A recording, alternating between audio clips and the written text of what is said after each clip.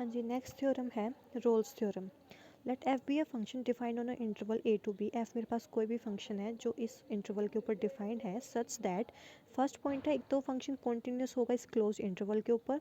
Second, F is डेरिवेबल होगा open interval के ऊपर। ये ध्यान रखना कि कॉन्टिन्यूस तो होगा क्लोज इंटरवल के ऊपर बट फंक्शन डेरिवेटिव एग्जिस्ट करेगा ओपन इंटरवल के ऊपर। एंड थर्ड पॉइंट है एफ पॉइंट ए, एफ की वैल्यू ए पॉइंट के ऊपर एंड एफ की वैल्यू बी पॉइंट के ऊपर दोनों क्या होंगी, सेम होगी। ठीक है, अगर ये तीनों पॉइंट मेरे पास एग्जिस्ट करते हैं देन देयर एग्जिस्ट करेगी मेरे पास at least one real number c इस इंटरवल से आएगा a and b such that कि उस पॉइंट के ऊपर एफ डैश की वैल्यू क्या आएगी, मेरे पास ज़ीरो आएगी। ठीक है, डार्बोक्स थ्योरम में क्या थी, अगर हम कंपैरिजन करें तो देखो डार्बोक्स थ्योरम में मेरे पास जो फंक्शन था वो डेरिवेबल था ऑन द क्लोज इंटरवल। ठीक है, और वहाँ पर दोनों एफ डैश ए और एफ डैश बी की बात हुई थी कि वो दोनों अपोजिट साइन के होंगे, तब मेरे पास एक सी कोई भी पॉइंट आएगा जो ए बी के ऊपर ए बी इंटरवल से एग्जिस्ट करेगा, तो वहाँ पर उस एफ डैश सी की वैल्यू क्या होगी, ज़ीरो।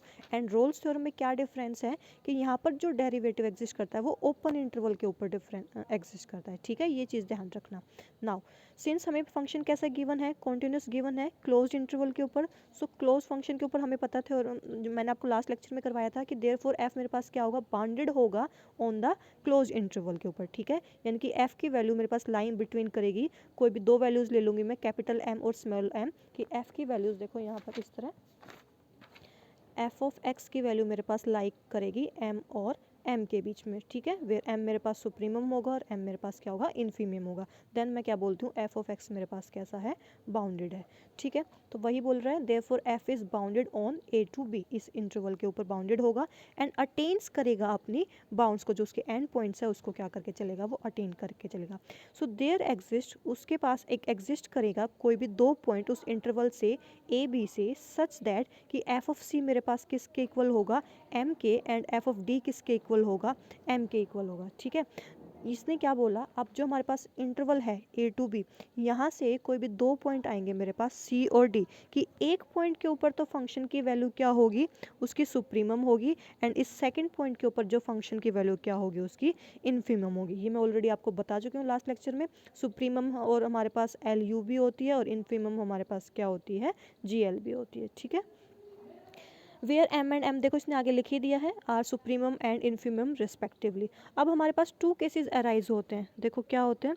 फर्स्ट हमारे पास केस है, अगर वो मेरे पास जो सुप्रीमम है और जो उसकी इन्फीमम है, अगर वो दोनों हो जाती है मेरे पास इक्वल, तो उस केस में हमारे पास क्या होगा, अगर देखो किसी एक फंक्शन है मेरे पास, उसकी सुप्रीमम भी सेम है और उसकी इन्फीमम भी सेम है। ठीक है, सो मेरे पास वहाँ पर उस फंक्शन, वो एफ फंक्शन कैसा होगा, कॉन्स्टेंट होगा। देखो अगर एफ ऑफ एक्स है, सपोज मैंने कोई भी कांस्टेंट फंक्शन ले लिया 3, तो उसकी सुप्रीमम और उसकी इन्फीमम अगर सेम आ रही है, तो फंक्शन अगर वो कांस्टेंट होगा, एक चीज़ सपोज करो, तो हमेशा जो उसका डेरिवेटिव होगा, फर्स्ट डेरिवेटिव, वो हमेशा क्या आएगा, जीरो आएगा, क्योंकि वहाँ पर कोई भी एक्स की टर्म प्रेजेंट ही नहीं होगी। तो जैसे ही मैं उसका नेक्स्ट डेरिवेटिव निकालने जाऊँगी, वो फंक्शन हमेशा क्या देगा, जीरो देगा। तो वही चीज़ लिखी हुई है, F is constant function over this interval consequently, तो हमेशा जब उसमें कॉन्स्टेंट फंक्शन का डेरिवेटिव निकालूंगी तो वो क्या आएगा, zero for all the values of x lying between the interval a to b, so hence f dash c is equals to 0 where c belongs to the open interval। ठीक है, second case हम लेके चल रहे हैं, when हमारे पास जो supremum और जो मिनिमम है, अगर उसकी वैल्यू क्या कर जाती है, डिफर कर जाती है, वो दोनों वैल्यूज सेम नहीं है।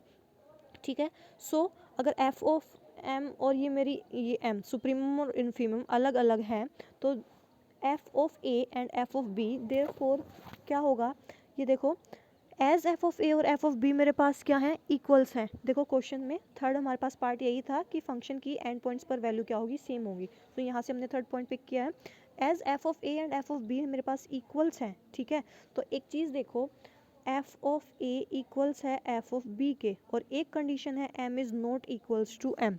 ठीक है, तो F of A F of B के इक्वल, सपोज इनमें से किसी एक के इक्वल है, अगर वो इन्फीमियम के इक्वल है, तो ऑब्वियसली वो फिर उसके सुप्रीमम के इक्वल नहीं होंगे, क्योंकि ये दोनों वैल्यू तो डिफरेंट है। और अगर एफ ऑफ ए और एफ ऑफ बी उसकी सुप्रीमम के इक्वल है, तो ऑब्वियसली फिर वो उसके इन्फीमम के इक्वल नहीं होंगे, क्योंकि होंगे तो किसी एक के इक्वल इन दोनों में से। ठीक है, तो वही बात ये बोल रहा है कि F of A F of B आपस में इक्वल है, तो देयरफॉर आइदर एम और M is different from F of A F of B, या तो कैपिटल एम डिफरेंट होगा एफ ऑफ ए और एफ ऑफ बी से, या फिर स्मॉल एम डिफरेंट होगा F of A F of B से। तो इसीलिए इसने लिखा है आइदर एम या फिर स्मॉल एम डिफरेंट होगा एफ ऑफ ए और एफ ऑफ बी से। सुपोज करके चल रहे हैं कि हम जो उसका सुप्रीमम वैल्यू है कैपिटल एम है वो डिफरेंट होगी एफ ऑफ ए से और एफ ऑफ बी से, ठीक है। सो एज एफ ऑफ सी, तो अगर इनसे डिफरेंट होगी तो हम क्या बोल रहे हैं, ये इधर देखो स्टार, हमारे पास क्वेश्चन में क्या था कि कोई भी एक सी पॉइंट आएगा सच दैट उस सी पॉइंट के ऊपर एफ ऑफ सी की वैल्यू क्या होगी, मैक्सिमम। सो हमें पता है अभी एफ ऑफ सी पॉइंट पर हमारे पास वो वैल्यू मैक्सिमम है, तो देयरफॉर सी डिफरेंट होगा बोथ ए एंड बी से, क्योंकि ए और बी पॉइंट पर तो फंक्शन एम से डिफरेंट है और यहाँ पर हम बोल रहे हैं फंक्शन एम से इसके इक्वल है, तो यानी कि इट मीन्स दैट जो ए और बी दोनों पॉइंट्स हैं वो मेरे पास दोनों पॉइंट्स क्या होंगे, सी पॉइंट से डिफरेंट होंगे, ठीक है। और lies in the open interval A to B.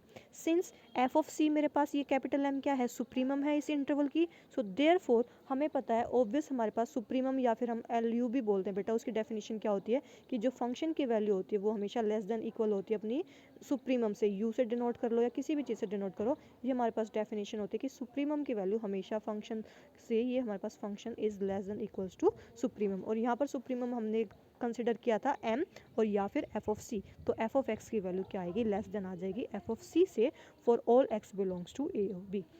Now f of c अब मैक सुप्रीमम है तो ऑब्वियसली हमें पता है इसमें से कोई एक पॉइंट को लेस करेंगे हम, F of C minus H, ये वैल्यू लेस रहेगी हमेशा एफ ऑफ सी से। देखो सपोज मेरे पास ये कोई भी एक इंटरवल है, ये पॉइंट इधर इस पॉइंट पर मेरा ए पॉइंट है, ये पॉइंट है मेरा बी, ठीक है, ये पॉइंट है मेरे पास इधर कोई भी सी, ये पॉइंट इधर आ जाएगा c minus H and right side में आ जाएगा कोई भी point c plus of H.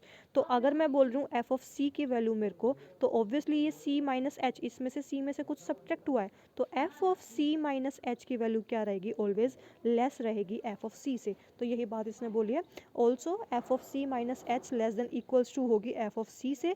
यहाँ से मैं लेफ्ट हैंड साइड लाऊंगी तो F of C minus H क्या होगा, minus of F of C less than equals to zero, यानी कि ये फंक्शन क्या होगा, डिक्रीजिंग होगा।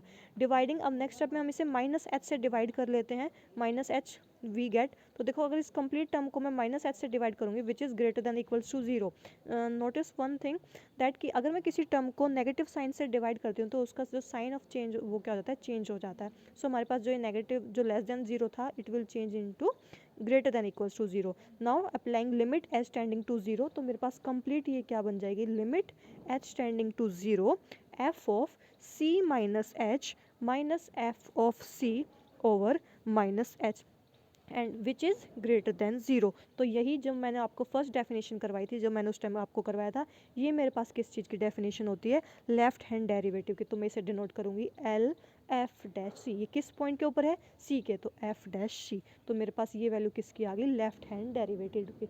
सिमिलरली मैं अपना क्या फाइंड आउट करूँगी, राइट हैंड डेरिवेटिव। हमें पता है हमारे पास कोई भी वैल्यू है F of C plus H supremum है, तो किसी और पॉइंट पर देखो वैल्यू निकालूंगी तो वो लेस होगी। इधर देखो एफ ऑफ सी क्या था, सुप्रीमम था, तो सुप्रीमम उस इंटरवल का था, ठीक है, ए से बी कंप्लीट इसका सुप्रीमम था। तो अगर मैं ये सी प्लस एच है तो क्या इस इंटरवल के अंदर से ही लिया है मैंने सी कोई भी पॉइंट और सी प्लस एच, तो कोई भी और वैल्यू लूँगी तो हर पॉइंट पर उस फंक्शन की वैल्यू एफ ऑफ एक्स की वैल्यू लेस रहेगी उसके सुप्रीमम से। It means that F of C plus H की वैल्यू लेस रहेगी एफ ऑफ सी से। तो यहाँ पर F of C plus H minus F of C left side ले आऊँगी, लेस देन जीरो होगा।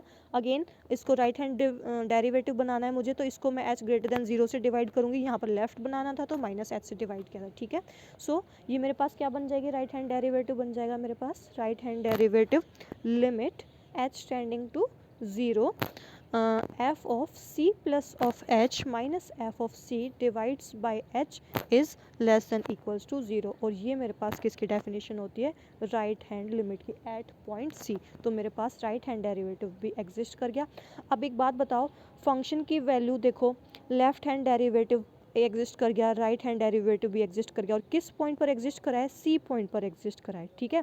सो हमारे पास फंक्शन डेरिवेटिव कब होता है, फंक्शन डेरिवेटिव जब होता है जब उसका left hand derivative and right hand derivative equal हो जाए उस पॉइंट के ऊपर, उसके टोटल डेरिवेटिव के ऊपर। It means left hand derivative equals to right hand derivative is equals to total derivative at point c. So ये, बट इधर देखो यहाँ तो हम बोल रहे हैं left hand derivative greater than zero, इधर बोल रहे हैं हम ये लेस देन जीरो, तो दो कंडीशन कब ट्रू होंगी, ये ट्रू उस केस में होंगी when both are equals to 0। So we must take, हमें क्या करना पड़ेगा, इन दोनों टर्म्स को 0 लेना पड़ेगा। So this is possible only when F dash C is equals to 0, जब दोनों ही लिमिट्स हमारे पास डेरिवेटिव्स क्या हो जाए, 0 हो जाए। Similarly we can prove that कि जो कोई भी डी पॉइंट आएगा मेरे पास, क्योंकि मैंने 2 पॉइंट लिए थे सी और डी इंटरवल से, तो एक के लिए मैंने प्रूव करके दिखा दिया। सिमिलरली सारी हमारे पास जो थ्योरम है वो आर्ग्यूमेंट वो सेम रहेगी for with the d when lie करेगा between a to b. So hence there exist, कोई भी हमारे पास क्या करेगा, कोई भी एक नंबर आएगा ए टू बी से सच दैट उस पॉइंट के ऊपर फंक्शन की वैल्यू क्या आएगी, 0। और यही हमारे पास क्या होती है, रोल्स थ्योरम होती है।